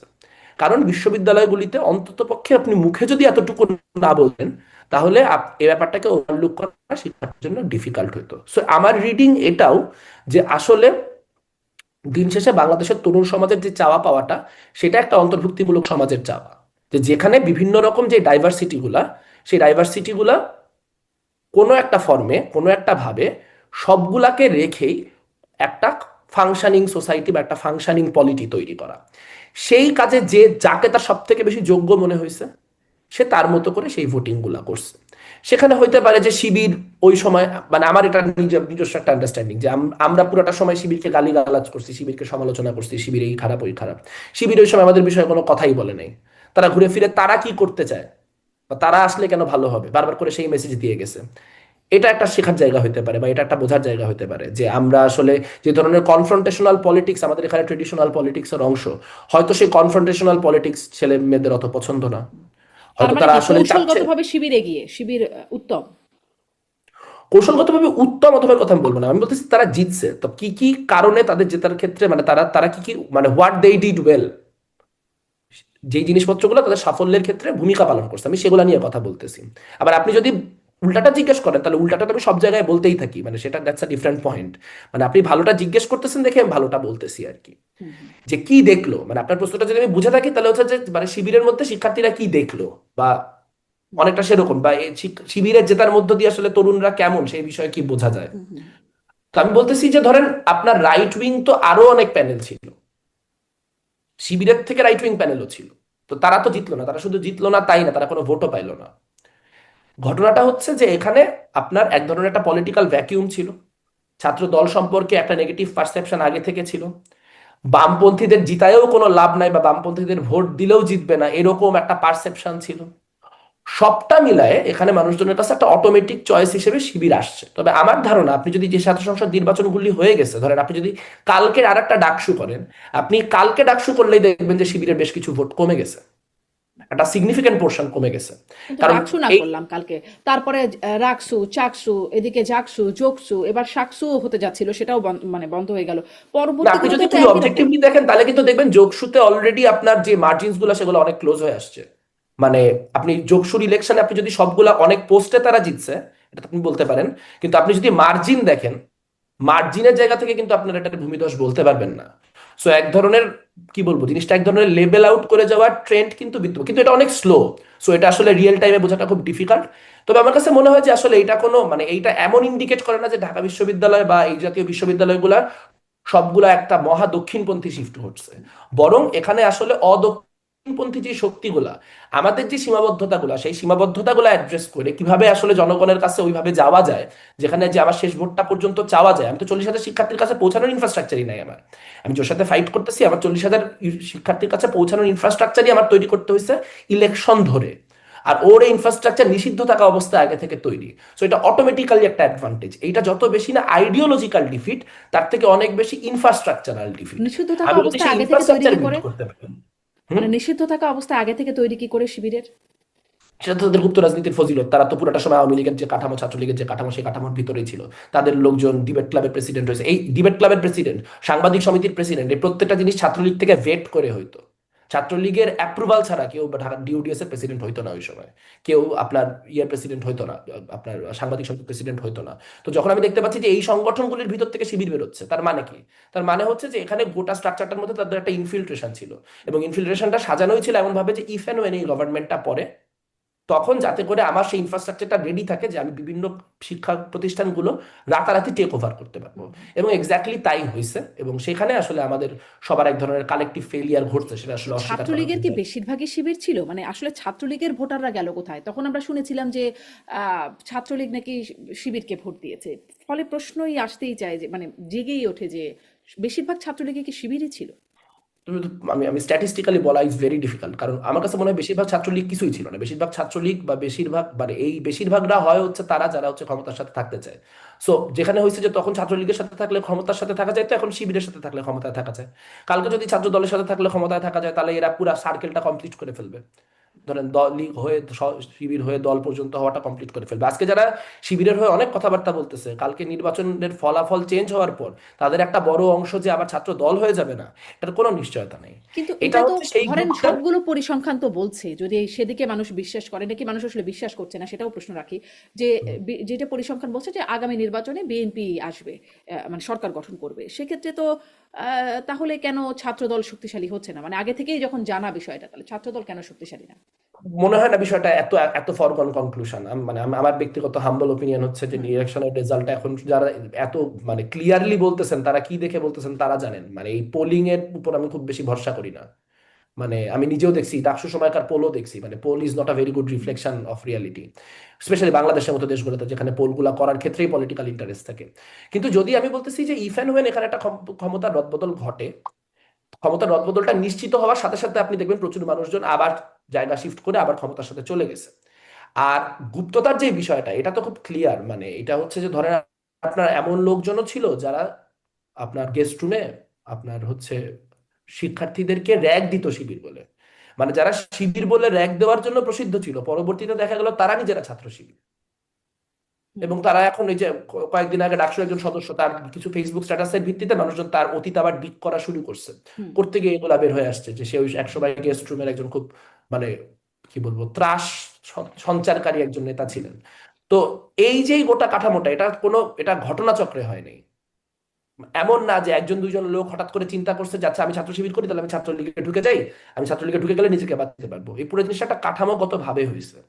এবং সেই জন্যই আসলে ছাত্রলীগের ওই সময়কার যে নির্যাতন অত্যাচার সেগুলোর পিছনে অর্গানাইজেশনাল বা স্ট্রাকচারাল দায় শিবির কেন নিবে না, সেই প্রশ্নটাও খুবই যৌক্তিক একটা রাজনৈতিক প্রশ্ন। কিন্তু একটা রেজাল্ট হচ্ছে যে আসলে কৌশলগুলো রাজনৈতিকভাবে অনুচিত কৌশল হলেও এই কৌশলগুলোকে আপনি আইনিভাবে ঠেকানোর কোনো উপায় নেই, যার ফলে সেটার মানে লাভ যে তারা তুলবে এইটাও আসলে একরকম মেনে নিয়েই আমাদের আগাইতে হবে, এবং সেটার উপর ভিত্তি করেই আমরা সামনের দিনে কিভাবে এই জিনিসটার মোড় ঘুরাইতে পারি, শুধুমাত্র তার বামপন্থীরা না। মানে কি এরকম মানে আসলে, মানে ছাত্রলীগের তো আমাদের চোখে শুধু, মানে যখন ইভেন ক্ষমতায়ও ছিল আওয়ামী লীগ তখনও ছাত্রলীগের আলোচনায় আসতোই, মানে হচ্ছে ছাত্রলীগের কোনো অপকর্ম নিয়ে আমরা আলোচনা করতাম, কৃতকর্মের ব্যাপারে সবসময় অপকর্ম নিয়েই আলোচনায় আসতো। মানে ছাত্রলীগের এই অপকর্মের দায় কি একটা বড় অংশ ছাত্র শিবিরেরও পড়ে? মানে কত মাত্রায় পরে সেটা তো আসলে ডিবেটেবল, কিন্তু একটা অংশ তো পরেই, কারণ তারা অর্গানাইজেশনালি নিজেদেরকে সব থেকে বড় অ্যান্টি শিবির প্রমাণ করার জন্য শিবির বিরোধী বিভিন্ন রেটরিক উৎপাদন করা এবং শিবিরকে ডিহিউম্যানাইজ করার কাজটা তাদের লোকরা সবচেয়ে বেশি করছে সেই সময়। যাতে করে যদি ওই যে বলে না যে অতিভক্তি চোরের লক্ষণ, তো যারা সব থেকে বেশি হাসিনা হাসিনা সব থেকে বেশি মুজিব মুজিব করতো, তাদের একটা অংশ করতো এই জন্য যাতে তাদেরকে কখনো শিবির বলে না ধরা হয়। আপনি যদি সারাক্ষণ শিবির বিরোধিতা মুখে মুখে করতে থাকেন, তাহলে যখন আমি শিবির খুঁজতে যাব তখন আপনার নামটা তো আমার মনে আসবে না, আপনার মনে হবে যে আচ্ছা ও তো শিবিরের বিরোধিতাই করে, তাহলে ও তো আর শিবির হবে না। তো এইরকম করতে করতে আসলে এই ধরনের জিনিসপত্রগুলো তো আসলে তাদের তো দায় থাকে, দায়ের মাত্রা নিয়ে প্রশ্ন উঠতে পারে যে কতটুকু দায়, কিন্তু এক ধরনের সাংগঠনিক বা কাঠামোগত দায় তাদেরও আছে। জি। অনেক সময় এটাও আলোচনায় আসে যে আবরার হত্যাকাণ্ডে যারা জড়িত ছিল তাদের মধ্যেও শিবিরের একটা ইন্ধন ছিল বা সম্পৃক্ততা ছিল, এবং পরবর্তীতে আইনি ব্যাটলেও দেখা গেছে যে মানে জামাতপন্থী আইনজীবী, জামাতের আইনজীবী এখন তো তিনি ইয়ে করছেন, নির্বাচনী করছেন, শিশির মনির, তিনিও তাদের আইনজীবী ছিলেন। এইটার সাথে কি আপনি কোনো রকম এই এই এই ন্যারেটিভের কোনো সত্যতা বা আপনার কোনো মূল্যায়ন আছে? না, আসলে এই পার্টিকুলার ঘটনার ক্ষেত্রে আমি এরকম কোনো মন্তব্য করতে চাই না, কারণ আসলে যদি 5ই আগস্টের পরে যারা আসছে তাদের অনেকের বিএনপি জামাতের পরিবার থেকে, মানে যারা খুনি তাদের মধ্যে অনেকে বিএনপি জামাতের ব্যাকগ্রাউন্ডের ছিলেন, সেটা সত্যি। কিন্তু আমরা আসলে এভাবে করে খুব যে অনেক শিবিরের লোকজনকে সেই জায়গায় দেখতে পাইছি এমন না। এবং আসলে যেহেতু এটা খুব একটা সেন্সিটিভ ইস্যু, এটা আসলে তার ভাইও একাধিকবার বলতে চাইছে যে না এটা নিয়ে আসলে তার মানে সে নিজেও এটা মনে করে না, বা এটা নিয়ে অনেক কথা হয়েছে। আর শিশির মনিরের পার্টিসিপেশনটা আমি দেখি যে আসলে আমার মাঝে মাঝে মনে হয় যে হিটলার যদি নুরেমবার্গের সময় যখন শিশির মনি থাকতো, তাহলে হিটলারের উকিলও শিশির মনির হইতেন। মানে উনি যে শেখ হাসিনার উকিলটা শেষমেশ হন নাই, এটাই তাজ্জব বিষয় আর কি। মানে বাংলাদেশের যত ধরনের কন্ট্রোভার্সিয়াল মামলা সেগুলো লড়ার মধ্য দিয়ে এক ধরনের একটা পিআর তৈরি করার চেষ্টা তো তার আছেই। সো আমি ওইটাকে শিশির মনিরের অংশগ্রহণটাকে আইডিওলজিক্যাল হিসেবে দেখি না, ওটা আমি পিওরলি আপনার এক ধরনের একটা ফুটেজ করি বা এক ধরনের একটা পাওয়ারের পক্ষে থাকার যেই কাজ সেটার অংশ হিসেবেই দেখি। জি। তো এই পার্টিকুলার ঘটনা নিয়ে আমি এরকম কোনো জি, মন্তব্য করবো মেঘমালার না, একটু এরকম যদি ছোট ছোট, থেকেও থাকে আমি জানি না। আচ্ছা একটু ছোট ছোট করে শুনি, কারণ অনেকগুলো প্রসঙ্গ আর একটু কথা বলবো বলে ভাবছিলাম। সেটি হচ্ছে যে সম্প্রতি মানে গণভোটের যে প্রচারণা চলছে, সরকার তো একদম সরাসরি হ্যাঁ ভোটের পক্ষে প্রচারণা করছে। আপনি এটাকে কেমন ভাবে দেখছেন? আপনারা কোন পক্ষে, মানে আপনাদের প্ল্যাটফর্মটা গণভোটে কোন পক্ষে? আমরা এখন পর্যন্ত এখানে আলোচনা করি নাই, তবে আমরা যে বিষয়টা আমি একদম ইন্ডিভিজুয়ালি বা হচ্ছে আপনি আমার মানে এনপি এর অবস্থান থেকে বলেন বা আমার ছাত্র ইউনিয়নের অবস্থান থেকে বলেন, সব জায়গা থেকে যে কথাটুকু বলা যায় বা যে কথাটুকু আমরা আসলে বাংলাদেশের বিবেকবান মানুষ সবাই বুঝতেছি, সেটা হচ্ছে এটা কোনো গণভোট হচ্ছে না। গণভোট আপনি হ্যার পক্ষে থাকবেন না নার পক্ষে থাকবেন সেটা একটা সেকেন্ডারি কোয়েশ্চেন, প্রাইমারি কোয়েশ্চেন হচ্ছে যে এটা কোনো গণভোটের প্রসেস হচ্ছে কিনা। এটা কোনো গণভোটের প্রসেস হচ্ছে না। আপনি জানেন যে যে কোনো আধুনিক গণতান্ত্রিক রাষ্ট্র যদি গণভোট হয় সেখানে সরকারের থাকার কথা নিউট্রাল আরবিট্রেটর, সেখানে একটা হ্যাঁ ক্যাম্পেইনের পক্ষে একটা টাকা সরকারেরই ডোনেট করার কথা, না ক্যাম্পেইনের পক্ষেও একটা সার্টেন অ্যামাউন্ট অফ টাকা সরকারেরই ডোনেট করার কথা। যে এইটা হচ্ছে মানে তারা দুইটা ক্যাম্পেইনকে বুঝাই দিবে এবং সরকার নিউট্রাল থাকবে, আরবিট্রেটর থাকবে। কিন্তু এই গণভোটটা প্র্যাকটিক্যালি ইউনূস সরকারের উপর এক ধরনের একটা রেফারেন্ডামের মতো করে হচ্ছে, যে ইউনূস সরকারের সংস্কার প্রজেক্টের পক্ষে যদি আপনি থাকেন তাহলে হ্যাঁ দেন। এবার এইটা যদি সরকার গোটাটার সময় হ্যাঁ কথা বলতে থাকে, যদি হচ্ছে আপনার আমলাদেরকে বলে দেওয়া হয় যে হ্যাঁ ভোটের ব্যবস্থা করেন, নির্বাচনী প্রার্থীরা নিজেদেরকে ভোট দিক আর না দিক মানে হ্যাঁ পক্ষে প্রচারণা করতে ধরেন, নিজের ক্যাম্পেইন করার মতো ভোট চাওয়ার তো এখনো সুযোগ নেই। আপনি দেখবেন ঢাকা শহরে অনেক পোস্টার, পোস্টার তো এখন একটা সাটানোর সুযোগ নাই, তাহলে পোস্টার আছে কেন? পোস্টার সে নিজের জন্য ভোট চাচ্ছে না, সে বলতেছে আমি অমুক আসনের প্রার্থী, গণভোটের জন্য হ্যাঁ বলুন। হুম, হুম, মানে নিজের প্রচার না করে নিজের প্রচার করা, তাহলে সেও নিজের প্রচার নিজে না করার অংশ হিসেবেও সে গণভোটে হ্যাঁ পক্ষে প্রচার করে ফেলতেছে।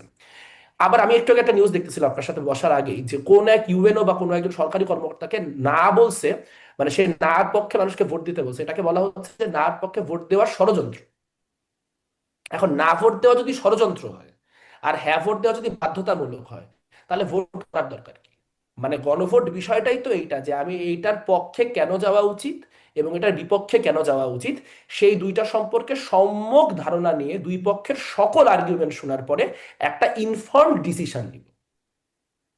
সেইটা নেওয়ার তো কোনো রকম ব্যবস্থা এরা রাখে নাই, বরং তারা এমন একটা পরিস্থিতি সৃষ্টি করছে যে না ভোটের পক্ষে কোনো কথা হলেই সেটাকে তারা জুলাই বিরোধী হিসেবে আখ্যা দিচ্ছে।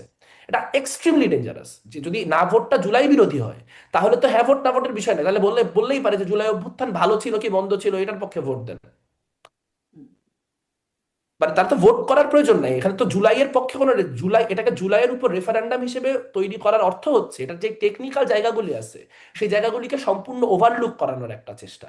এবং এই ফর্মে যদি এটা পাস জি হয়, আপনি দেখেন জুলাই সনদের একটা গুরুত্বপূর্ণ জায়গা হচ্ছে যে জুলাই সনদে বলা হচ্ছে যে কি বলে কনস্টিটিউশন বদলানোর জন্য গণভোট একটা জাস্টিফায়েবল পন্থা হবে।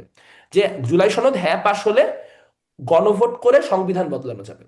এখন ধরেন 3 বছর পরে যদি আরেকটা গণভোট হয় সংবিধান বদলানোর জন্য, এবং সেই গণভোটের ক্ষেত্রেও সরকার একই রকম পক্ষপাতমূলক আচরণ করে, তখন তো এই গণভোটটাকে প্রেসিডেন্স বা নিদর্শন হিসেবে দেখানো যাবে হুম যে ওই সময় তো হয়েছিল, ওই সময় যে তো গণভোট এভাবে হয়েছিল, যে গণভোট এভাবে হয়েছিল, গণভোট এভাবেই হয়। তো সেইটা একটা জঘন্য প্রেসিডেন্স তৈরি করবে। জুলাই সনদ নিয়ে সরকারের উচিত ছিল, সরকার যেহেতু একরকম তার একটা পলিটিক্যাল জায়গা আছে, যে ঠিক আছে সে এটার পক্ষে অবস্থান নিতেছে, সেখানে ইউনূস সাহেব জুলাইয়ের পক্ষে কথা বললো, ফাইন। কিন্তু এখানে হ্যাঁ এবং না দুইটা আর্গুমেন্টের পক্ষে যাতে এনাফ পরিমাণ কথা বলা যায়, একটা ডিবেট হয় নাই হ্যাঁ না নিয়ে, টেলিভিশন মিডিয়াগুলোতে জনভোট নিয়ে একটা বিতর্ক হয় নাই পর্যন্ত। হুম। তাহলে আসলে আমরা আমরা কিভাবে বলবো যে জনগণ একদম ইনফর্ম স্পষ্ট চয়েস করবে? মেঘমোল্লার স্পষ্ট, মানে এই যে প্রচারণা আপনি এটাকে ভালোভাবে দেখছেন বা এটা সমালোচনার জায়গা করছেন আপনি, আপনি কি এটা বলবেন যে আপনি আসলে হ্যাঁ বা না এর পক্ষে, কোন পক্ষে, বা আপনার প্ল্যাটফর্মটি কোন পক্ষে, সেটা কি আপনি বলতে পারেন? আমাদের প্ল্যাটফর্মের এখন আসলে এই বিষয়ে কোনো আপনার ডিসকাশন হবে না, আমরা আপনার এই বিষয়ে আমাদের পুরো অবস্থানটা কি সেই অবস্থানটা হচ্ছে আমরা জানাবো। আমি যেটুকু বলতে পারলাম সেটুকু এই জন্য বলতে পারলাম কারণ এই ব্যাপারে একটা কনসেনসাস অনেক মানুষের মধ্যে আছে। আর আমি ব্যক্তিগত আসলে হ্যাঁ বা না, মানে আমি আমি ভোট দিতে গেলে সম্ভবত আমি এই ভোটই দিব না, মানে আমি যদি আচ্ছা, ব্যক্তিগতভাবে বলেন। জি কারণ মানে আমি ইয়েস নো বলতেছি কিসের ভিত্তিতে, মানে আমি তো ইনাফ ইনফর্ম না রে ভাই। মানে আমি নিজেকে ইনাফ ইনফর্ম মনে করি না এরকম একটা সিরিয়াস ক্রুশাল ভোটের জন্য যে ধরনের মানে আলোচনা হওয়া দরকার ছিল সেটা তো আমি পুরাপুরি এক্সপোজ না। আমি হয়তো ধারাগুলা জানি যে কি কি হবে, কিন্তু এটার ব্যাপারে বিচার বিবেচনা করার সেটা তো আমি নিজেও এখনো ডিসাইড করি নাই।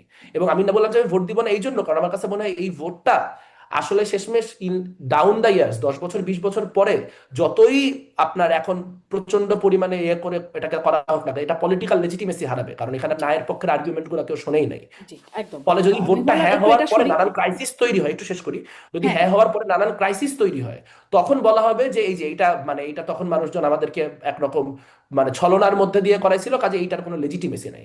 এটা 4-5 বছর পরের 4-5 বছরের মধ্যে পলিটিক্যাল পক্ষগুলাই বলবে, যারা এখন হ্যাঁ পক্ষে করতেছে আপনি মিলায় নিয়েন, একদিন এরাই বলবে যে না তখন একটা অবিবেচনাপূর্ণ কাজ হয়েছে, আমরা ভোটটা ঠিক মতো করে আসতে পারিনি।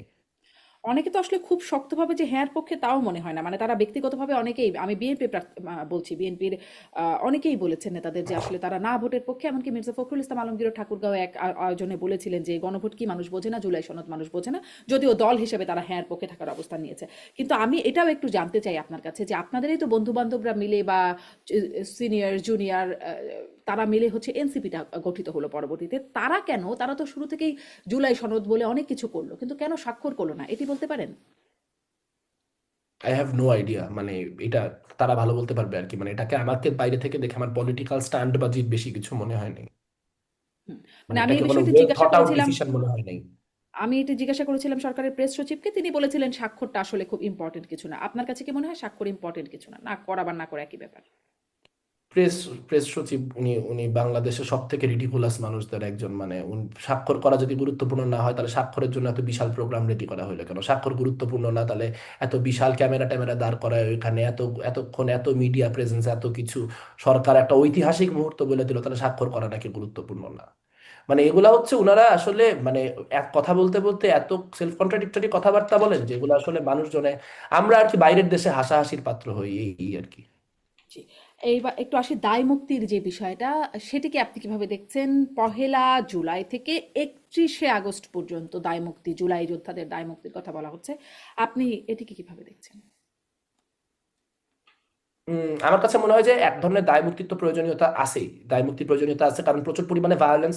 আপনি যদি দায় মুক্তি না দেন, আমিও তো ধরেন এখানে যখন মানে এখানে 17ই জুলাই 18ই জুলাই যখন এখানে পুলিশ বক্স বা পুলিশের সিম্বল ওয়ালা জিনিসপত্র ভাঙাভাঙি হয়েছে, আমিও তো সেখানে ছিলাম। তো আমিও তাহলে ফৌজদারি অপরাধের অপরাধী। এখন বিষয় হচ্ছে যে আপনার কোথাও একটা আলাদা করতে পারতে হবে। কারণ আমার কাছে দায় মুক্তির বিষয় যেটা খুব ফিসি লাগছে সেটা হচ্ছে 31শে আগস্ট পর্যন্ত কেন। হুম হুম 5ই আগস্ট অভ্যুত্থান হয়ে গেছে, শেষ। শেখ হাসিনা 3টার সময় চলে গেছে, সারাদিন ধরে মানুষের বুঝতে সময় লাগছে। 6 আগস্ট দেশ যার আওয়ামী লীগের নিয়ন্ত্রণে নাই, পুলিশের নিয়ন্ত্রণে নেই, এটা স্ট্যাবলিশড। তাহলে 6 আগস্ট থেকে 31 আগস্ট কোন ভায়োলেন্সটা করতে হয়েছে যে ভায়োলেন্সটা জাস্টিফায়েবল? এবং 5ই আগস্ট অভ্যুত্থানকারীরা বলছে যে মন্দিরগুলাকে প্রোটেকশন দাও, মাজারগুলাকে প্রোটেকশন দাও। অভ্যুত্থানকারীরা নিজেরা অনেক জায়গায় নিজেদের মতো করে যেখানে যেখানে ক্যাপাসিটি ছিল সেখানে মন্দির বলেন, মাজার বলেন, অন্য অনেক কিছু বলেন, মানে আপনার প্রতিরক্ষা করতে নেমে গেছে। তাহলে সেই সময় যারা মন্দির মাজার ভেঙে, যারা বিহারি বলতেছি আপনার হিন্দু গ্রামগুলাতে আক্রমণ করে, যারা হচ্ছে আপনার আহ হিজড়াদেরকে আক্রান্ত করে অভ্যুত্থানের নাম খারাপ করলো, যারা অভ্যুত্থানের পরিস্থিতিটাকে এরকম একটা বেধড়ক খারাপ জায়গায় নিয়ে গেল, হুম যে সরকার নিয়ে, সরকারে কে যাবে আসবে সেগুলো নিয়ে চিন্তা ভাবনা করার কোনো সুযোগই আমরা পাইলাম না। একরকম 8ই আগস্ট একটা সরকার কোত্থেকে এসে উঠতে হলো, এরকম একটা পরিস্থিতি তৈরি হলো। তো সেই এন্টিটি গুলা যারা ধরেন এই ধরনের ভায়োলেন্স করছে, সেইগুলাকেও তো আসলে পক্ষান্তরে একরকম দায়মুক্তি দেওয়া হলো।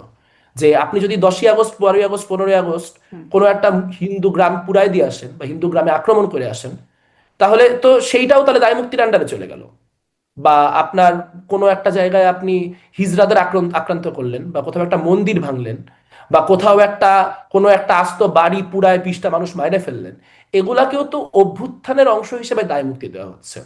সো অনেকে এটা বলেন, যারা পাকিস্তান পন্থী আছেন তারা অনেকে এটা বলেন, পাকিস্তান পন্থী ছিলেন যে কিন্তু 24-এর অভ্যুত্থানের পক্ষের লোকজন, যে মুক্তিযুদ্ধের সময়ও তো হচ্ছে আপনার 25শে ফেব্রুয়ারি পর্যন্ত না কত ফেব্রুয়ারি পর্যন্ত 72-এর হুম হচ্ছে আপনার ইয়ে দেওয়া ছিল, ইন্ডেমনিটি দেওয়া ছিল। এখন সেটা তো অন্য কারণ ছিল, কারণ আপনার যে মিরপুর অঞ্চল, সেই মিরপুর অঞ্চল তো 1971-এ স্বাধীন হয় নাই। বাংলাদেশের অনেক রণাঙ্গন স্বাধীন হইতে হইতে ফেব্রুয়ারি পর্যন্ত গেছে। সেই রকম তারিখ ধরেই হচ্ছে আপনার সেই দায় মুক্তিটাকে দেওয়া হয়েছিল। কিন্তু এইখানে আসলে 6 আগস্টের পরে কেন দায় মুক্তি দেওয়া লাগবে? কি দায় মুক্তি দেওয়া লাগবে? মানে 6 আগস্টের পর কি শেখ হাসিনা ছিল, আওয়ামী লীগ ছিল? তাহলে তখন ভায়োলেন্স কেন? তখনকার ভায়োলেন্সের জাস্টিফিকেশন কি?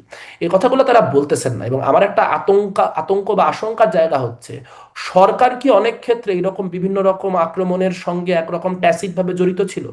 যদি না থাকে তাহলে আসলে এই দায় মুক্তি দেওয়ার ব্যাপারে সরকারের কেন এরকম একটা স্ট্যান্স? কেন কেন তারা আসলে এই 30শে আগস্ট পর্যন্ত যেই মব, সেই বিভিন্ন মবকে রেভলিউশনারি ভায়োলেন্স থেকে আলাদা করতে পারলেন না?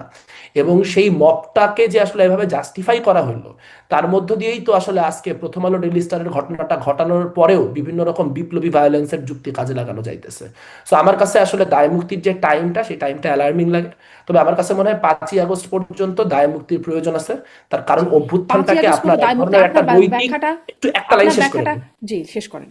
যে অভ্যুত্থানকে এক ধরনের আইনগত প্রোটেকশন দেওয়ার নেসেসিটি আছে, এই জিনিসটাও খুব ক্লিয়ার করে বলা দরকার। একদম মানে আপনি বলছেন যে 5ই আগস্ট পর্যন্ত দায় মুক্তি, কিন্তু আমি মানে সেটি প্রেস সচিবকেও জিজ্ঞাসা করছিলাম যে সেখানে আসিফ নজরুল মাননীয় আইন উপদেষ্টা তিনি স্পষ্ট করছেন যে অভ্যুত্থান কালে সংঘটিত এবং রাজনৈতিক প্রতিরোধের উদ্দেশ্যে যে কৃতকর্ম সেগুলোর জন্যই দায় মুক্তি। এই জন্য আমিও জিজ্ঞাসা করছিলাম যে অভ্যুত্থান কাল তো 5ই আগস্ট চলে গেল, আর রাজনৈতিক প্রতিরোধ সেটাও আমি এই জন্য জিজ্ঞাসা করছিলাম যে ধরুন এই যে পরবর্তীতে বৈষম্য বিরোধী ছাত্র আন্দোলন যেটা রয়েই গেল, যেই প্ল্যাটফর্মে অভ্যুত্থানটা হলো, তারা দেখছি কখনো ডিআইজি কে গিয়ে হুমকি দিচ্ছেন, কখনো ওসি কে গিয়ে দিচ্ছেন, কখনো হাসপাতাল কর্তৃপক্ষকে দিচ্ছেন, কখনো গিয়ে আসামি ছাড়াতে গিয়ে বলছেন আমরা থানা ভেঙেছি, আমরা থানা জ্বালিয়েছি, আমরা সন্তোষ সাহাকে পুড়িয়ে মেরেছি, বা মানে মেরে ঝুলিয়ে রেখেছি। এই বক্তব্যগুলো যখন তারা দিচ্ছিলেন, এই যে মেরে ঝুলিয়ে রাখা বা সন্তোষের পরিবার, সে কি আসলে বিচার পাওয়ার যোগ্য হবে? যদি আমি বিষয়টা খুব একটা স্পষ্ট হতে পারি না, কিন্তু আপনার কি মনে হয়?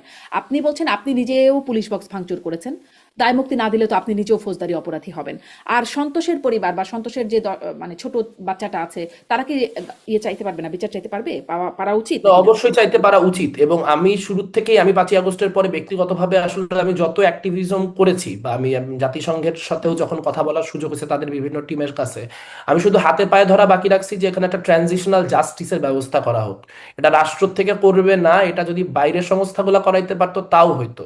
যে আপনার এরকম একটা ট্রুথ অ্যান্ড রিকনসিলিয়েশন লাগে, তো মানে সবগুলো বিচার দরকার। ধরেন সন্তোষ সাহার ঘটনাটা, ওনার নাম তো সন্তোষ সাহা তাই না, বালিয়াচং জি থানার জি জি যিনি, বানিয়াচং যাকে পুরায় মারা এসআই। হয়েছিল। জি জি। আচ্ছা, তো বলা হচ্ছে যে ওই থানায় 9 জন লোককে হত্যা করা হয়েছিল।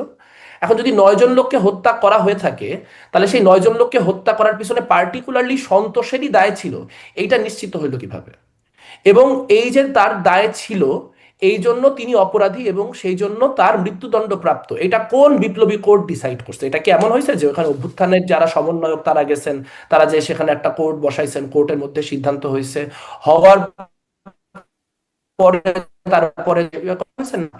বরং ওইখানে অনেকগুলা পুলিশ অফিসার ছিল, গোটা থানাটাকে রেখে দেওয়া হয়েছিল আমি যদি ভুল না করে থাকি। হুম হুম এবং একরকম মিলিটারি তাকে একরকম বেইটের মতো মানুষজনের কাছে দিয়ে যান, এবং সেই ক্ষুব্ধ অবস্থায় তারা তাকে হত্যা করেন, হত্যা করার পর মানে ঝুলায় রাখেন। তো এই যে হত্যা করার পরে ঝুলায় রাখা, এই গোটা প্রক্রিয়াতে ভায়োলেন্স কতভাবে দেখেন কতগুলা জায়গায় আপনার মানে জাস্টিসের অভাব তৈরি হলো। প্রথমটা হচ্ছে যে আপনি এখন চাইলেও আর মানে ওই যে আপনার প্রথম যে বিচারটা, যে ওই 9 জনকে কারা হত্যা করছিল, বালিয়াচং থানায় যে 9 জন মানুষকে মৃত অবস্থায় অভ্যুত্থানের সময় পাওয়া গেছে, সেই 9 জন মানুষের হত্যার পিছনে কারা দায়ী ছিল, এইটাও আপনি আর নৈর্ব্যক্তিকভাবে ইনভেস্টিগেট করতে পারবেন না। কেন পারবেন না? কারণ যদি ইনভেস্টিগেট করার পর বের হয় যে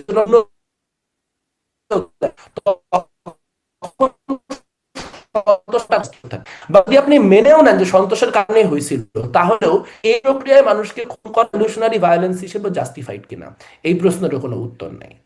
ফলে ওই যে 5ই আগস্টের পরে যে ট্রানজিশনাল জাস্টিসটা দরকার ছিল, যেটা প্রত্যেকটা অংশের গ্রিভেন্সকে মাথায় নেয় এবং পলিটিক্যাল নেসেসিটিকেও মাথায় নেয়, নিয়ে একটা জাস্টিস এনশিওর করে, তার কোনো কিছুই হয় নাই।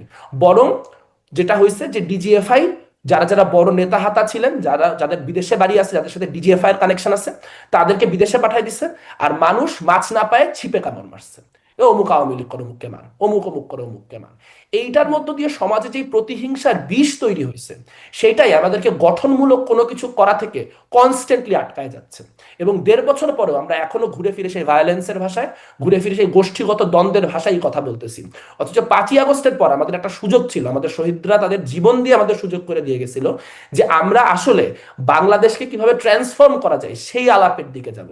কিন্তু আমাদের চরম ব্যর্থতা যে আমাদেরকে নেতৃত্ব দিছে সেই অভ্যুত্থানের সময় এমন কিছু মানুষ, যাদের ন্যূনতম দূরদর্শিতা ছিল না, ন্যূনতম মানে আপোষকামিতার বিরোধিতা করার কোনো রকম মানসিকতা ছিল না, এবং যার ফলে কঠিন কোনো প্রশ্ন অ্যাড্রেস করা হয় নাই।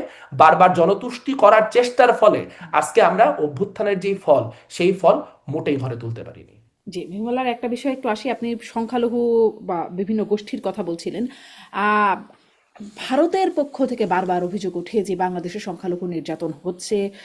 সেটা একটা, বিশেষ করে চিন্ময় দাসকে যখন গ্রেপ্তার করা হলো, তখন এই বিষয়টা খুব খুব আলোচনায় এসেছিল, খুব শক্ত প্রতিবাদ দিয়েছিল বা শক্ত অভিব্যক্তি তারা ব্যক্ত করেছিল ভারত। এখন মানে সেই সময় একটা ঠুনকো একরকম অভিযোগে ছিল, জাতীয় পতাকা অবমাননার অভিযোগে তাকে সেই সময় গ্রেপ্তার করা হলো বা মামলা হলো তার বিরুদ্ধে। এখন তাকে আইনজীবী আলিফ হত্যা মামলায়ও তাকে 39 জনের বিরুদ্ধে চার্জশিট হয়েছে, তিনিও একজন চার্জশিটভুক্ত আসামি। আপনি আসলে এটি কি মনে করেন, এখানে কি আসলে সংখ্যালঘু বিদ্বেষ আছে, নাকি এখানে আসলে অপরাধ আছে? প্রথম কথা হচ্ছে যে আলিফ হত্যাকাণ্ডের সঙ্গে আসলে উনার কিভাবে কানেক্টেড থাকা সম্ভব আমি জানি না, উনি তো ওই সময় জেলে ছিলেন। সো মানে এটা আসলে এটার বেসিস কি আমি শিওর না, আমার এই চার্জশিটটা দেখতে হবে, চার্জশিটটা না দেখে বলাটা ডিফিকাল্ট। কিন্তু এটা শুনে খুব লজিক্যালি মানে খুব খুব মানে সুদৃঢ় কিছু বলে মনে হচ্ছে না, কিন্তু এটা মানে আমার চার্জশিট না দেখে মন্তব্য করা উচিত না।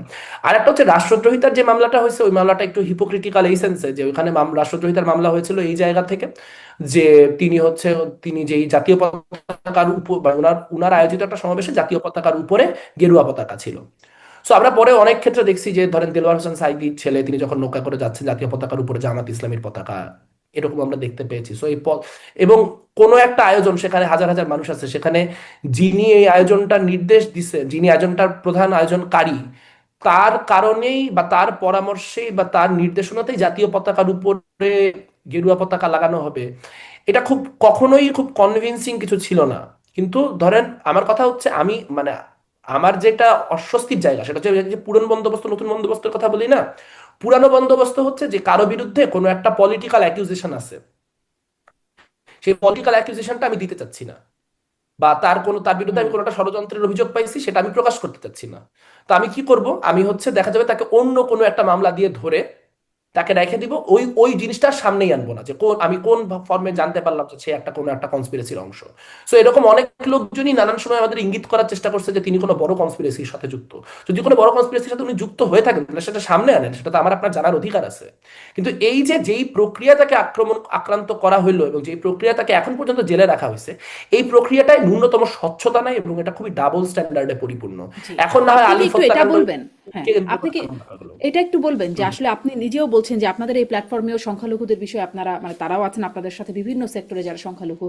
আসলে কি মানে ধর্মীয় সংখ্যালঘু বিষয়ে যদি কথা বলি, আগেও আমরা দেখেছি তারা অনেক ক্ষেত্রে নিগৃহীত ছিল, কখনো কখনো অত্যাচারিতও ছিল।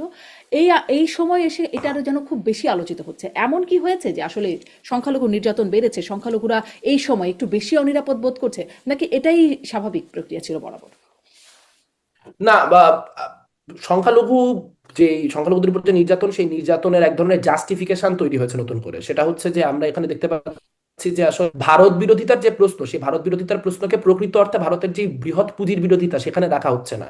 এই জন্য আমরা দেখতে পাচ্ছি মাহমুদুর রহমানের মতো মানুষ, যিনি হয়তো কোনো একটা সময় আপনার এখানে টাটার ইনভেস্টমেন্টের পক্ষেও কথা বলেছেন, সেই লোক হঠাৎ করে প্রচন্ড ভারত বিরোধী হয়ে ধরেন কি ধরনের মন্তব্য করতেছেন। ধরেন ডাকসু নির্বাচন নিয়ে তিনি মন্তব্য করতেছেন যে জগন্নাথ হলের শিক্ষার্থীরা যে শিবিরের প্রার্থীদেরকে ভোট না দিয়ে ছাত্র দল এবং ছাত্র ইউনিয়নের প্রার্থীদেরকে ভোট দিয়েছেন, এটার ভারতের ইঙ্গিতে হইছে কিনা এটা উনি সম্পাদকীয় লিখে জানতে চাচ্ছেন। তো আপনি চিন্তা করে দেখেন এটা উল্টাটা করলে কি পরিস্থিতি তৈরি হতো। কোনো মানে আওয়ামী লীগ পন্থী লোক বা কোনো বামপন্থী লোক বা কোনো বিএনপি পন্থী লোক যদি লিখতেন যে শহীদুল্লাহ হলে শিক্ষার্থীরা যে এত পরিমাণে সাদিক কায়েমকে ভোট দিল, এইটা পাকিস্তানের ইন্ধনে হয়েছে কিনা বা পাকিস্তান থেকে এই এই খবর এসেছে কিনা সেটা খতিয়ে দেখার প্রয়োজন আছে, তাহলে তার কি রিফ্লেকশন হইতো। সাথে সাথে সব মানে তিনটা মব হয়ে যেত, ওই পত্রিকার অফিস উড়াই দেওয়া হইতো। কিন্তু উল্টা কথাটা বাংলাদেশে বলা যায়, বাংলাদেশে হিন্দুদের না মানে বাংলা দেশপ্রেম নিয়ে, তাদের এলিজেন্স নিয়ে, তাদের আনুগত্য নিয়ে ক্রমাগত প্রশ্ন তোলা যায়। এবং যেহেতু ভারত বিরোধিতাটা কোনোভাবেই অর্থনৈতিক সামাজিক অর্থে যেই আধিপত্যবাদ বিরোধিতা সেই জায়গায় নাই, কারণ থাকলে তো বর্ডার কিলিং কমতো, বর্ডার কিলিং তো এখনো হচ্ছে। সেই একই ইলিশ মাছ পাঠানোর ডিপ্লোমেসি হচ্ছে। ভারতের সাথে বিভিন্ন ক্ষেত্রে আমাদের আমদানি বাড়ছে, রপ্তানি কমছে। আমরা দেখতে পাচ্ছি আদানির প্রজেক্ট বিদ্যমান আছে, রামপাল বিদ্যুৎ কেন্দ্র বিদ্যমান আছে। আমি একদিকে বলতেছি ভারত আমার মহাসমা মাইরে উড়াইবো, ইউরেনিয়াম তুলে নিয়ে এসে নিউক্লিয়ার বোমা বানাবো, তারপর উড়াই দিব।